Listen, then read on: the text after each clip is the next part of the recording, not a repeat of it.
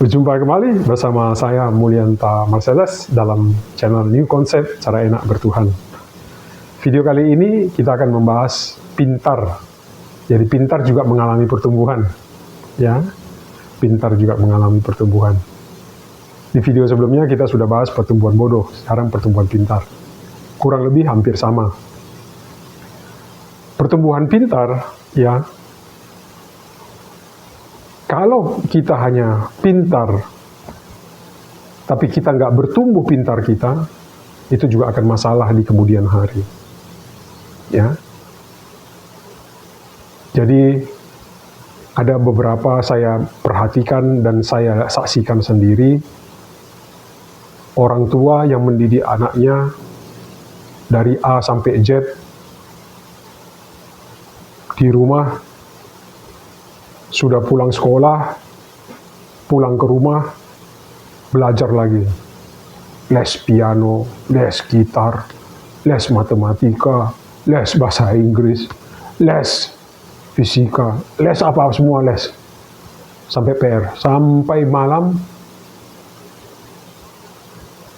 hanya mengerjakan tugas. Pintar, pintar anaknya, juara anaknya.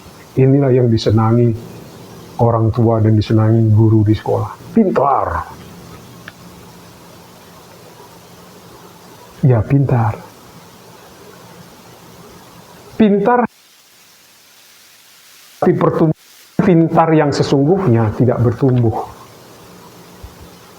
Kenapa tidak bertumbuh? Ya karena yang dipakai hanya otaknya saja. 100% yang dipakai otaknya. Yang diasah, yang dikembangkan hanya otaknya, hanya pikirannya. Sementara hatinya tidak. Hatinya tidak berproses, tidak berkembang. Jadi dia tidak bisa merasakan kepintaran yang sesungguhnya.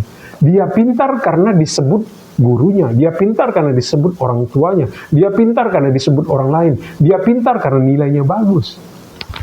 Tapi dia sendiri tidak bisa merasakan pintar yang sesungguhnya. Dan akibatnya, pintar yang ada di dalam dirinya tidak bertumbuh. Jadi hati-hati bagi orang di tingkat dasar yang disebut pintar oleh orang lain, hati-hati. Nanti di tingkat lanjut, bisa bahaya. Bahayanya apa? Bahayanya bisa bunuh diri, bahayanya bisa stres, bahayanya bisa macam-macam. Macam-macam hal negatif bisa terjadi, bahayanya. Ini sudah saya saksikan sendiri. Silakan cari di Google, orang pintar bunuh diri, silakan. Sudah ada datanya. Orang yang sangat pintar jadi gila juga banyak datanya. Kenapa bisa begitu? Orang sering heran dan tanda tanya. Padahal dia pintar dulu, pintar di sekolah. Kenapa sekarang jadi stres? Kenapa sekarang jadi begitu? Karena pintar yang dikembangkan hanya pikirannya. Bukan pintar yang diproses dari dalam hatinya. Dia sendiri tidak merasakan kepintaran itu apa. Dia sendiri tidak bisa meresapi kepintaran itu apa. Dia hanya mendapat label, mendapat cap dari orang lain, dari orang di luar dirinya. Sudah, itu aja. Dia sendiri tidak tahu apa-apa. Dan ini bisa bahaya di tingkat lanjut nanti. Di pertumbuhan selanjutnya bisa bahaya. Jadi hati-hati. Mungkin ada yang bertanya, kenapa Tuhan tidak bantu dia? Ingat pesan saya dalam video-video sebelumnya. Kita harus berusaha dulu. Kita harus berusaha dulu, baru Tuhan datang ikut campur. Karena kita di dalam pertumbuhan dasar, kalau anak-anak, maka dibutuhkan pendampingan orang tua. Kalau jiwa kita masih anak-anak, walaupun badan kita sudah besar, tapi jiwa kita masih anak-anak, maka dibutuhkan bimbingan konsultan atau bimbingan dari orang yang paham tentang kejiwaan. Karena kalau nggak dibimbing, bisa sesat.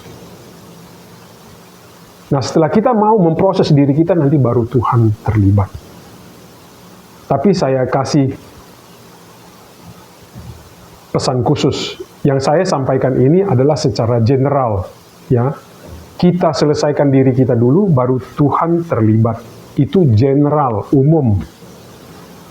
Tapi siapa saya berani mengatur Tuhan, ya kan? Kalau Tuhan mau, apapun bisa. Apapun bisa, kalau Tuhan mau. Ya karena dia Tuhan.